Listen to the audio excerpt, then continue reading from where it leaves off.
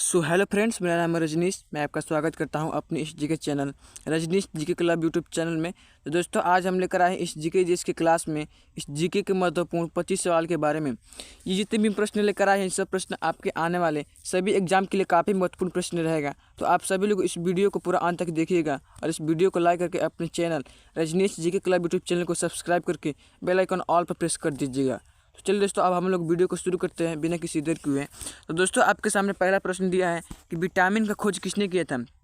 पहला नंबर प्रश्न है कि विटामिन का खोज किसने किया था। तो दोस्तों आप पहले से किसी प्रश्न का उत्तर जानते होंगे, तो आपका उत्तर अपना कमेंट बॉक्स में बताना है। तो दोस्तों, विटामिन का खोज किसने किया था, तो राइट आंसर हो जाएगा ऑप्शन नंबर ए, फंक ने विटामिन का खोज किया था।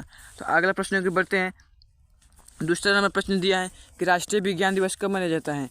राष्ट्रीय विज्ञान दिवस कब मनाया जाता है, तो राष्ट्रीय विज्ञान दिवस option number C right answer कहलाएगा। ऑप्शन नंबर सी 28 फरवरी को राष्ट्रीय विज्ञान दिवस मनाया जाता है। तो तीसरा नंबर प्रश्न दिया है कि कौन सा मुगल बादशाह अशिक्षित था, यानी कौन सा मुगल बादशाह अशिक्षित था, तो वह option number A right answer कहलाएगा अकबर मुगल बादशाह जो था वह शिक्षित था। तो अगला प्रश्न की बढ़ते हैं। चौथा नंबर प्रश्न दिया है कि साइमन कमीशन भारत कब आया। साइमन कमीशन भारत कब आया, तो साइमन कमीशन भारत 1928 ईस्वी को आया। देखते हैं ऑप्शन में कहाँ है 1928, तो ऑप्शन नंबर डी आपका राइट आंसर कहलाएगा। ऑप्शन नंबर डी 1928 ईस्वी में साइमन कमीशन भारत आया। तो अगला प्रश्न की बढ़ते हैं। पाँचवा नंबर प्रश्न दिया है कि सबसे प्राचीन वेद कौन सा है। पाँचवा नंबर प्रश्न दिया है कि सबसे प्राचीन वेद कौन सा है, तो राइट आंसर हो जाएगा option number C Rigveda. Rigveda जो वेद है वो सबसे प्राचीन वेद है। तो अगला प्रश्न के बढ़ते हैं।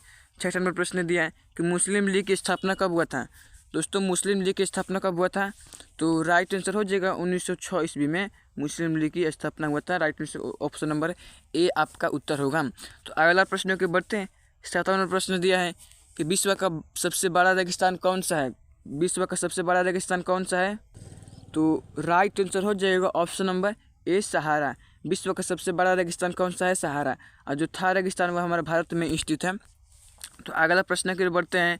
8 नंबर प्रश्न दिया है आराम हराम है किसने कहा था, यानी कि दोस्तों आराम हराम है का नारा किसने दिया था, तो वह option number A right answer कहलाएगा। जवाहरलाल नेहरू ने आराम हराम है का नारा दिया था। तो अगला प्रश्न के बढ़ते हैं। 9वां नंबर प्रश्न दिया है कि काजीरंगा राष्ट्रीय अभयारण्य किस राज्य में है। काजीरंगा राष्ट्रीय अभयारण्य किस राज्य में है, तो राइट आंसर हो जाएगा ऑप्शन नंबर डी, असम में काजीरंगा राष्ट्रीय अभयारण्य स्थित है। आपका उत्तर होगा असम में। तो अगला प्रश्न को बढ़ते हैं। 10 नंबर प्रश्न दिया है कि भारत छोड़ो आंदोलन कब शुरू हुआ था। भारत छोड़ो आंदोलन कब शुरू हुआ था, तो राइट आंसर हो जाएगा ऑप्शन नंबर बी, 1942 को भारत छोड़ो आंदोलन हुआ था। आपका उत्तर होगा 1942। इस क्वेश्चन का 10 नंबर क्वेश्चन का राइट आंसर हो जाएगा ऑप्शन नंबर बी, 1942 को। तो अगला प्रश्न की बढ़ते हैं। दोस्तों, 11 नंबर प्रश्न दिया है कि योजना आयोग का अध्यक्ष कौन होता है।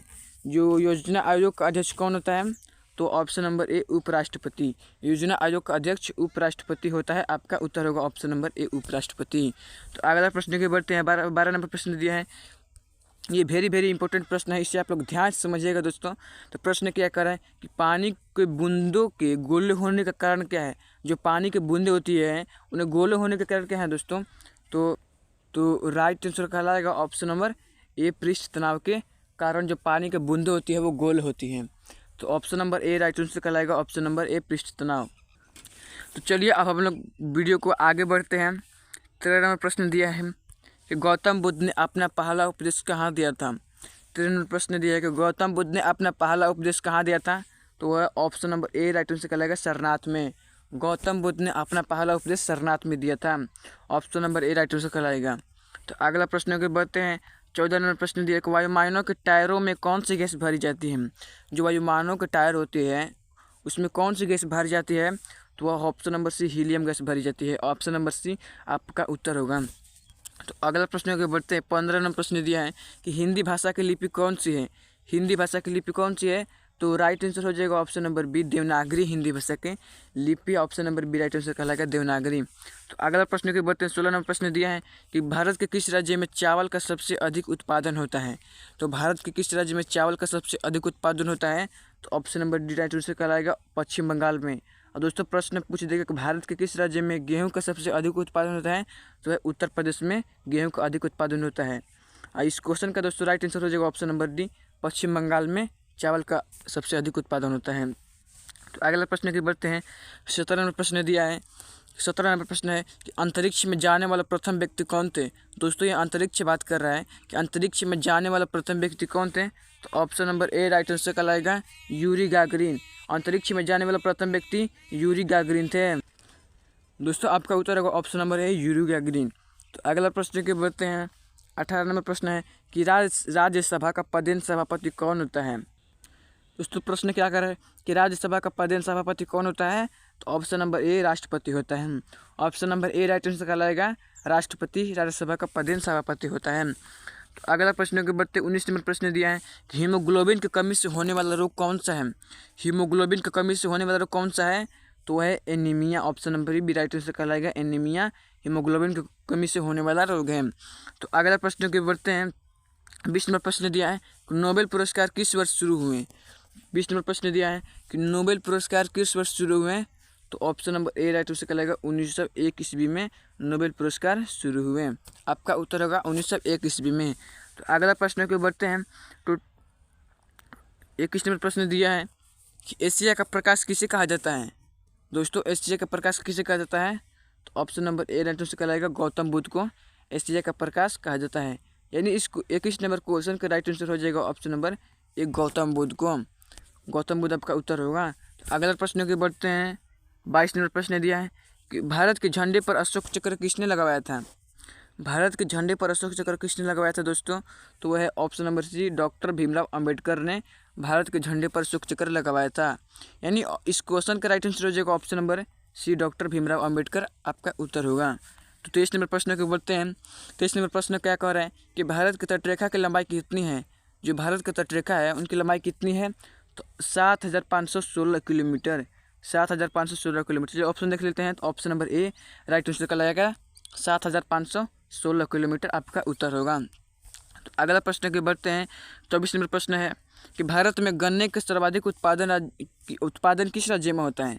भारत में गन्ने का सर्वाधिक उत्पादन किस राज्य में होता है। तो option number C right answer कहलाएगा उत्तर प्रदेश में। भारत में मतलब उत्तर प्रदेश राज्य में गन्ने का सर्वाधिक उत्पादन होता है। Option number C right answer कहलाएगा उत्तर प्रदेश आपका उत्तर होगा। तो चलिए दोस्तों अगला प्रश्न को देखते हैं। 25 नंबर प्रश्न है। ये अब लास्ट क्वेश्चन है। 25 नंबर प्रश्न क्या कह रहा है कि डेविस कप का संबंध किस खेल से है।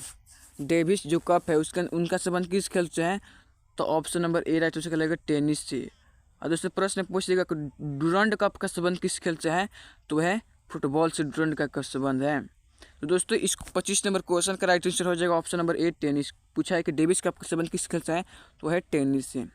तो चलिए दोस्तों अगर हमारी वीडियो अच्छी लगी तो कृपया लाइक करना नहीं भूलिएगा। चैनल पर नए चैनल को सब्सक्राइब करके बेल आइकन ऑल पर प्रेस कर दीजिएगा। तो चलिए दोस्तों आज इतना ही। मिलते हैं अगले वीडियो में। तब तक के लिए जय हिंद जय भारत।